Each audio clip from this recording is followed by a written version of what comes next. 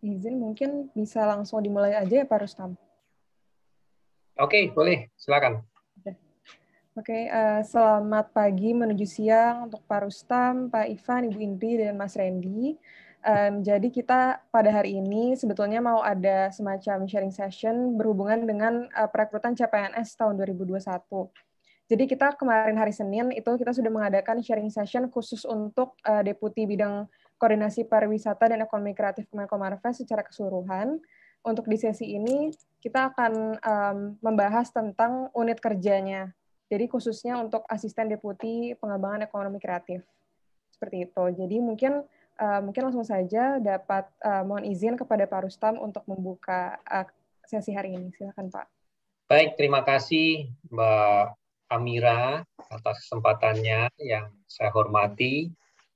Pak Ivan dari Cipta Kreasi Indonesia ya Pak ya, Cakra, kemudian Ibu Indri dari Indonesia E-Commerce, serta ada Pak Randy dan Bang Bernard yang selama ini telah membantu di ASDEP pengembangan ekonomi kreatif. Jadi Bapak Ibu serta teman-teman yang saya hormati, sebagaimana disampaikan Mbak Amira tadi bahwa Kemenko Marves itu sedang mengadakan rekrutmen atau penerimaan CPNS yang mungkin akan selesai pendaftarannya pada 26 Juli 2021 untuk mengikuti tahapan-tahapan berikutnya. Jadi dalam kesempatan ini kita ingin mengajak khususnya sarjana-sarjana lulusan ekonomi untuk bergabung di Kemenko Marves, khususnya di Asisten Deputi Pengembangan Ekonomi Kreatif. Jadi sebagai informasi bahwa Asisten Deputi Pengembangan Ekonomi Kreatif ini unit eselon 2 di bawah Deputi Bidang Koordinasi Pariwisata dan Ekonomi Kreatif di bawah Kemenko Marves. Kemenko Marves itu Kementerian Koordinasi Bidang Kemaritiman dan Investasi. Jadi secara garis besar, tugas dan fungsi Asisten Deputi Pengembangan Ekonomi Kreatif itu adalah melakukan koordinasi, sinkronisasi, serta pengendalian kebijakan pemerintah atau lembaga yang berkaitan erat dengan pengembangan ekonomi kreatif.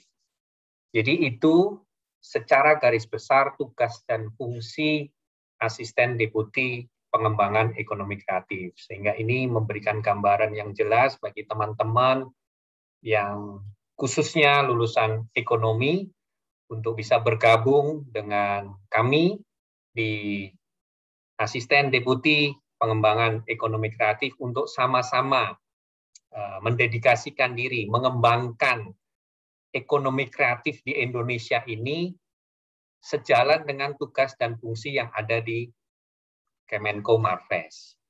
Nah, kira-kira seperti itu gambaran besar tugas dan fungsi Asisten Deputi Pengembangan Ekonomi Kreatif.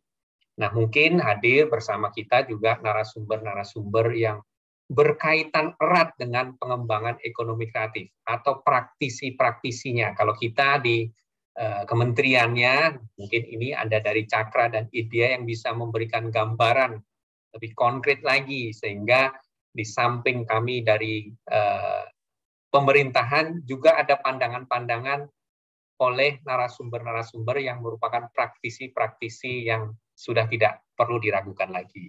Saya kira itu dari kami, Mbak Almira, waktu saya kembalikan kepada Mbak Almira. Terima kasih. Terima kasih banyak Pak Rustam atas kata sambutannya. Untuk selanjutnya, kita akan mendengar penjelasan yang lebih detail lagi tentang Asisten Deputi Pengembangan Ekonomi Kreatif dari Mas Randy Ray. Dipersilakan Mas Randy. Ya, terima kasih Mbak Mira, terima kasih Pak Rustam, halo Mbak Indri dan Mas Ivan. Terima kasih waktunya untuk saya menjelaskan garis besar secara general juga apa sih fungsi dasar dari Asisten Deputi Pengembangan Ekonomi Kreatif. Saya share screen dulu ya.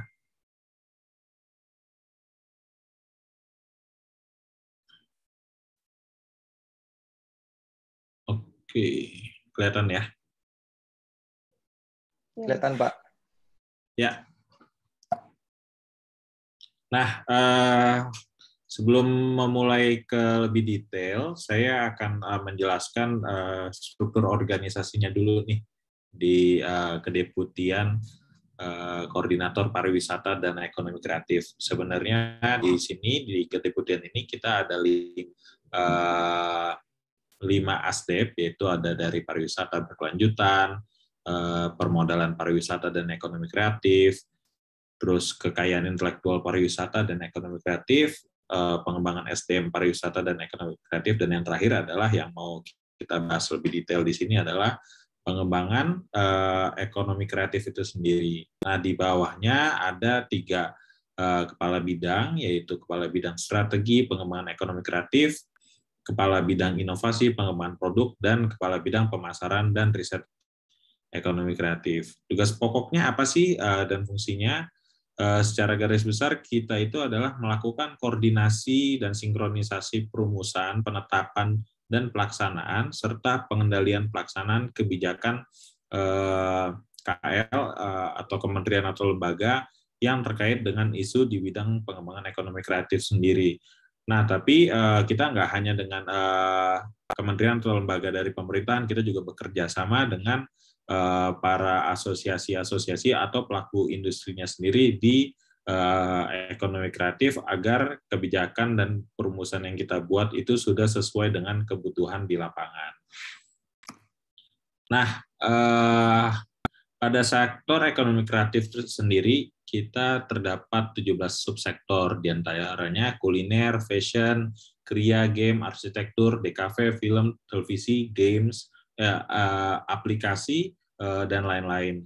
Nah, pada tahun 2020 sendiri, ekonomi kreatif berkontribusi sebesar 1.100 triliun terhadap PDB Indonesia.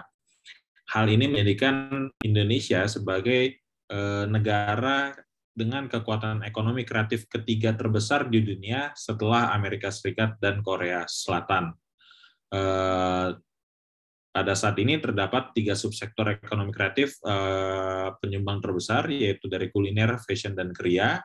Namun ada beberapa sektor lain yang potensinya sangat besar, terlebih pada saat internet sudah mulai digunakan secara global, yaitu di industri pengembangan permainan, aplikasi, film, animasi, dan video, musik, dan segala sektor yang berhubungan dengan digital.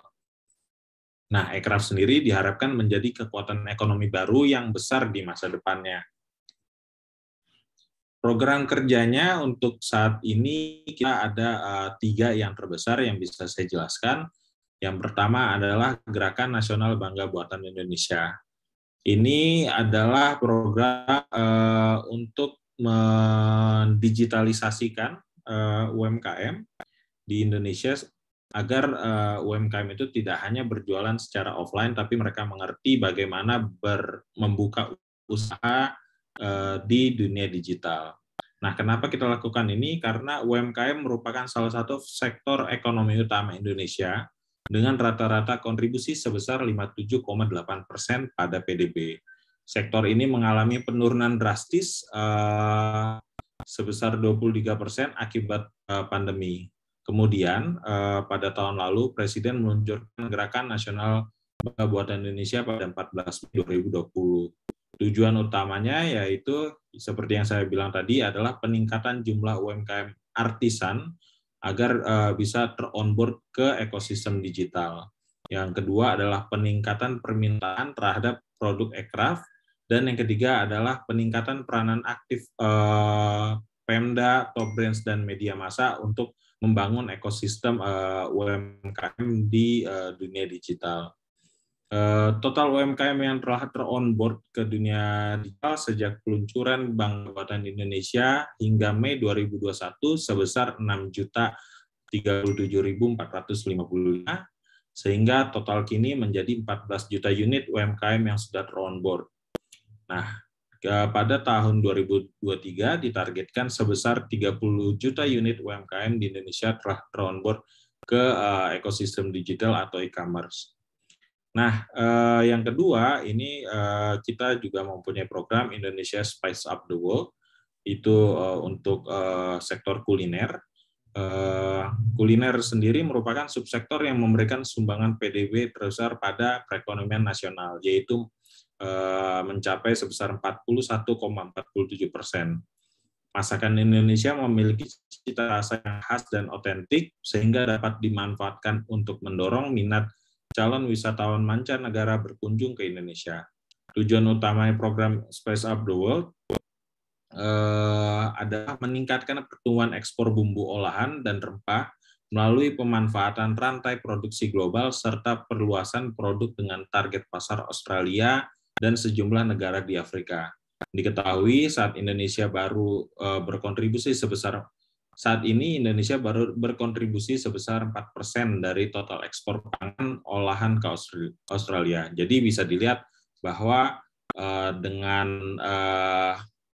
dengan sumbangan PDB sebesar itu, potensinya ini masih sangat besar sekali. Jadi ini menjadi salah satu fokus di asisten deputi untuk pengembangan ekonomi kreatif. Nah, yang ketiga yang sudah sempat saya bahas juga bahwa ada racing champion juga, yaitu di mana dunia digital dan gaming ini menjadi potensi yang sangat menarik di masa depannya.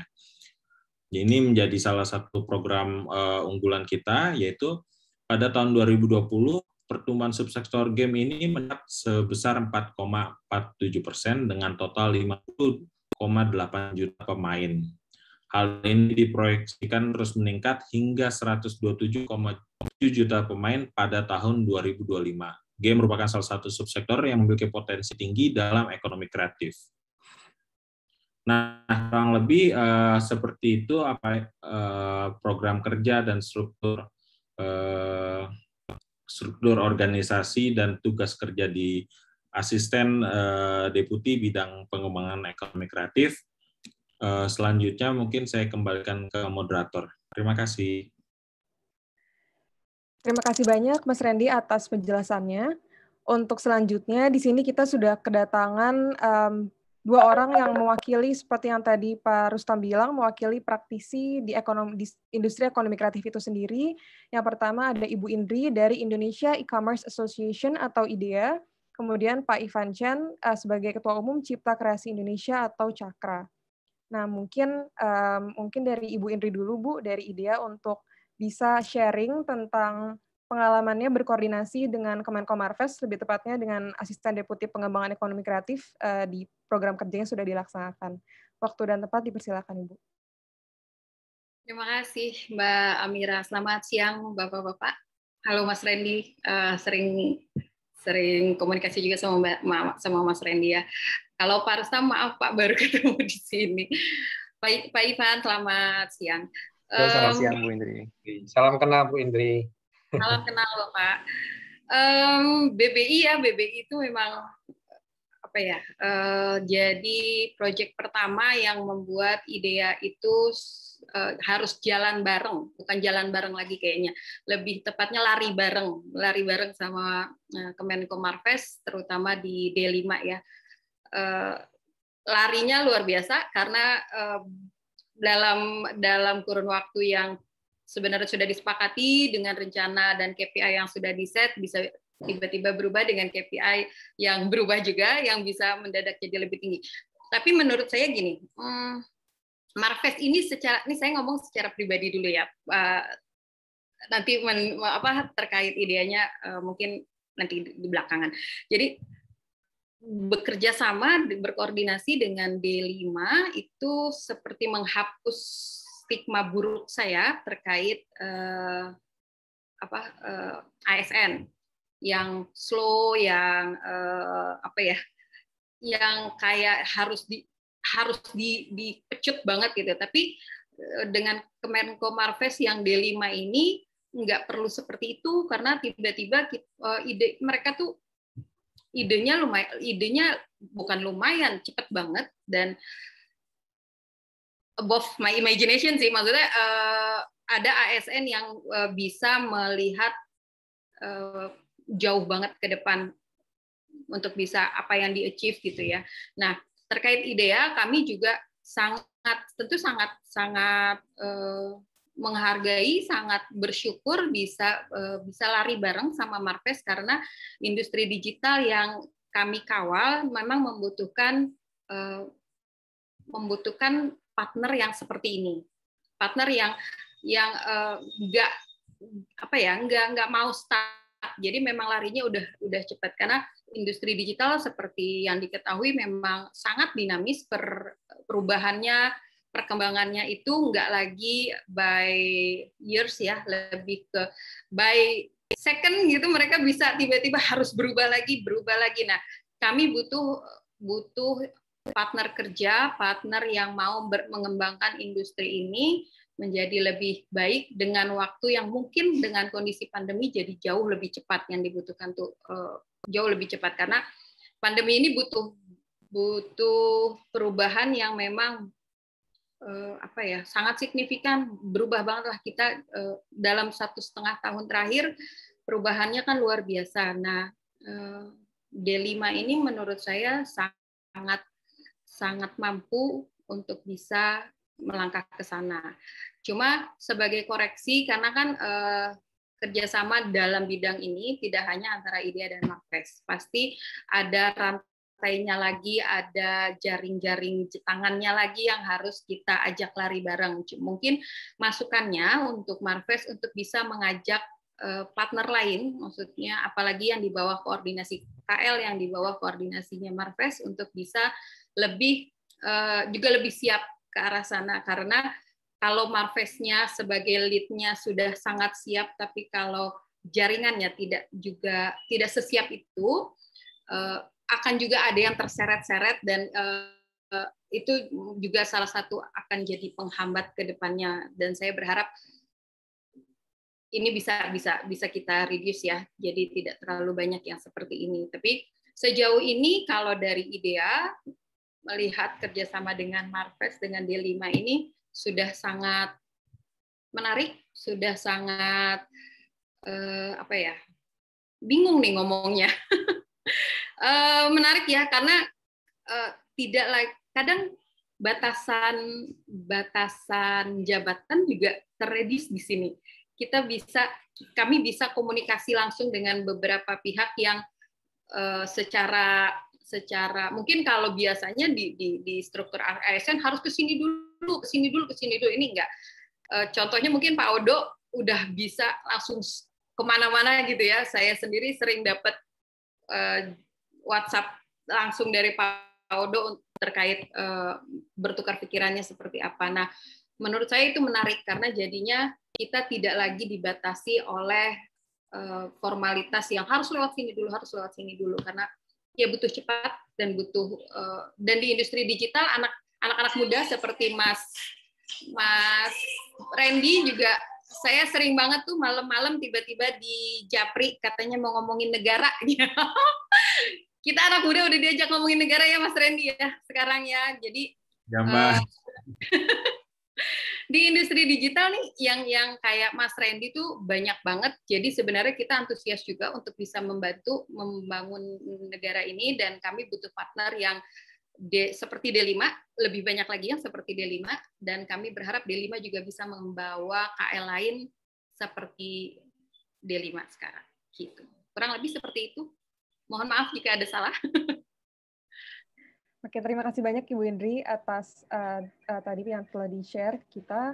Mungkin untuk selanjutnya Pak Ivan dari Cakra bisa berbagi tentang pengalamannya sudah berkoordinasi bersama Kemenko Marves di D5 di pengembangan ekonomi kreatif.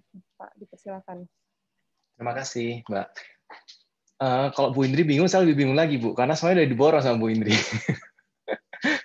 Jadi, pengalaman saya dengan Kemenko Marves D5 memang belum lama ya, baru mungkin sekitar 5 bulan terakhir lah. Kita tapi udah 4 kali 5 kali meeting. Di satu meeting Dan saya juga merasakan hal yang sama, Bu Indri. Saya merasakan hal yang sama, yaitu ini kinerjanya cepat banget. Kayak kita sering ya di KL lain, itu pengalaman yang paling buruk itu adalah misal kita dapat undangan dari mana, ya kan? Kita presentasi ke KL terkait, terus tiba-tiba kita jadi nggak bisa ikut acara tersebut kayak gitu, terus dan sebagainya. Tapi di Kemenkomarves ini beda banget, kayak semuanya kayak transparan gitu, kayak begitu kita meeting pertama kita langsung tembak, ini ada masalah 1, 2, 3. Next meetingnya tuh langsung yang berkaitan diundang semua. Dan itu saya rasakan meskipun baru 4 kali 5 kali meeting ya, tapi progresnya sangat sangat bagus sekali. Saya setuju tanpa ada birokrasi yang terlalu banyak. Jadi memang semangatnya itu Kemenkomarves walaupun kayaknya di atas banget ya, tapi semangatnya tuh bener-bener spiritnya tuh millennials banget. Kayak nih masalahnya di mana, besok diundang, yuk gimana supaya bisa solve the problem. Dan saya benar-benar berharap kinerja yang seperti ini itu bisa ditularkan ke KL-KL yang di bawah Kemenkomarves sebenarnya. Jadi ini akan sangat bagus banget kalau sinergi ini tetap bisa ke bawah-bawah sehingga waktu eksekusinya juga nggak istilahnya nggak kedodoran gitu, karena Kemenkomarvesnya udah kinerja udah bagus banget, terus nanti KL yang melaksanakan juga harus bagus. Saya rasa mungkin itu dari saya ya, dari teman-teman juga merasakan seperti itu. Terima kasih. Terima kasih Pak. Mungkin untuk selanjutnya pengen tanya lagi ke Ibu Indri dan Pak Ivan, karena kan kebetulan ini akan ditonton dengan teman-teman calon pelamar CPNS, yang kalau misalnya mereka nanti pada akhirnya masuk, bergabung di sini, mereka kan juga akan jadi bagian dari pemerintah, dan juga pada waktunya nanti akan jadi para penentu kebijakan juga. Kira-kira ada harapan sebagai perwakilan dari pelaku sektor ekonomi kreatif untuk para generasi muda yang sekarang lagi berjuang untuk masuk ke pemerintahan ini. Gitu. Mungkin dari Ibu Indri atau dari Pak Ivan dulu. Bu Indri dulu, silakan.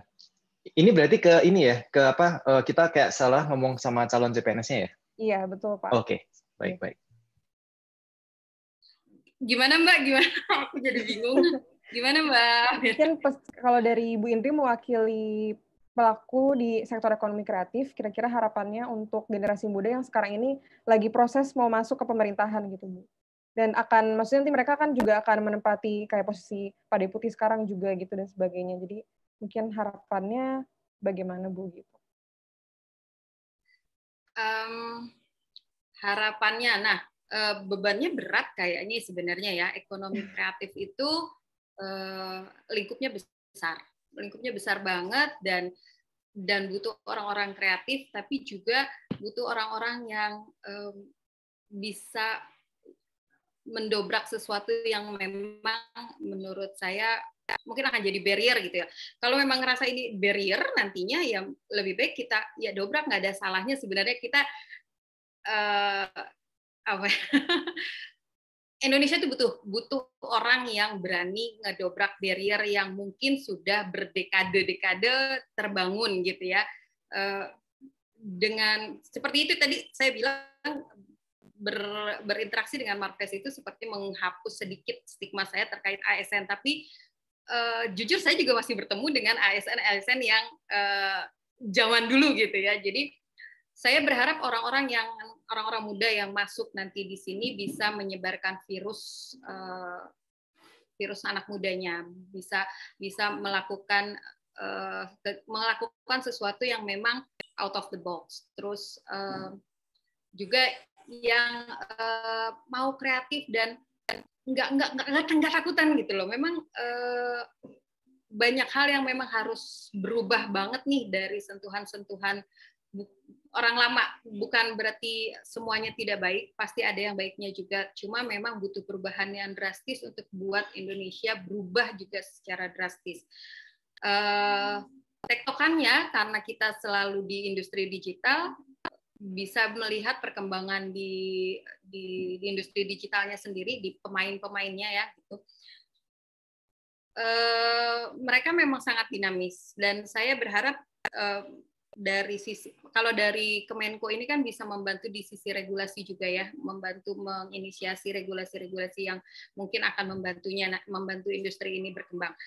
Nah, perlu sosialisasi bahwa industri digital juga mempunyai potensi yang sangat luar biasa ke depan. Jadi saya berharap orang-orang yang nanti bergabung, orang-orang muda yang bergabung di Kemenko Marves juga membuka pandangan bahwa ada industri yang luar biasa. Kami masih fakir talent sebenarnya, masih fakir talent di industri digital yang butuh orang-orang muda yang juga mau detail nih. Kita punya spesifik job description yang mungkin banyak orang yang nggak tahu, masih belum tahu. Nah, itu kita berharap itu semakin disosialisasikan, makin banyak anak muda yang masuk di industri digital, dan jadi industri ini juga bisa berkembang lebih baik, lebih cepat dari semua prediksi. Sebenarnya prediksi sampai saat ini kan semua industri digital tuh baik banget. Jadi semoga itu bisa tercapai dengan lebih cepat. Itu sih, Mbak. Virus-virusnya harus disebarin. Virus baik ya. Makasih. Ya, terima kasih Ibu. Oke, berarti selanjutnya dipersilakan Pak Ivan. Oke, kalau pesan saya, Kemenko Marves ini adalah ujung tombak buat perkembangan dari sektor industri kreatif Indonesia. Yang berarti hampir lebih dari separuh ke perekonomian kita, leading-nya adalah di Kemenko Marves. Jadi kami sangat berharap rekan-rekan yang akan bergabung dengan Kemenko Marves, kami berharap, harapan kami pada kalian punya power yang besar, mari kita bisa buat perubahan bersama-sama. Terima kasih. Terima kasih Pak Ivan. Ini kita sebetulnya sudah sampai di akhir, tapi mungkin sebelum saya tutup, dari Pak Rustam atau Mas Randy, kira-kira apakah ada tanggapan? Saya kira saya merespon sedikit apa yang disampaikan Bu Indri maupun Pak Ivan, bahwa bicara Kemenko Marves, saya pun merasakan bahwa ini bukan PNS dengan paradigma lama. Ini PNS dengan paradigma baru, sehingga harapannya teman-teman yang ingin bergabung kepada kami juga memiliki mindset sebagai PNS yang melayani untuk memajukan perekonomian Indonesia, khususnya di bidang ekonomi kreatif. Tadi disampaikan baik Bu Indri maupun Pak Ivan, ekonomi kreatif itu sangat luas, dan peran Kemenko Marves, peran asisten deputi pengembangan ekonomi kreatif ini sangat besar, sangat vital, karena mengkoordinasikan, mensinkronisasikan, dan mengendalikan regulasi-regulasi, kebijakan-kebijakan kementerian lembaga terkait dengan pengembangan ekonomi kreatif. Jadi, mari bergabung dengan kami di Kemenko Marves untuk membuat ekonomi kreatif Indonesia ini semakin maju, dan membuat Indonesia maju. Terima kasih dari kami. Oke. Terima kasih banyak Pak Rustam, Mas Randy, Pak Ivan, dan Ibu Indri sudah menyempatkan waktu untuk mendukung perekrutan CPNS 2021 ini. Semoga yang tadi kita bahas hari ini juga bisa membantu teman-teman calon pelamar untuk lebih paham lagi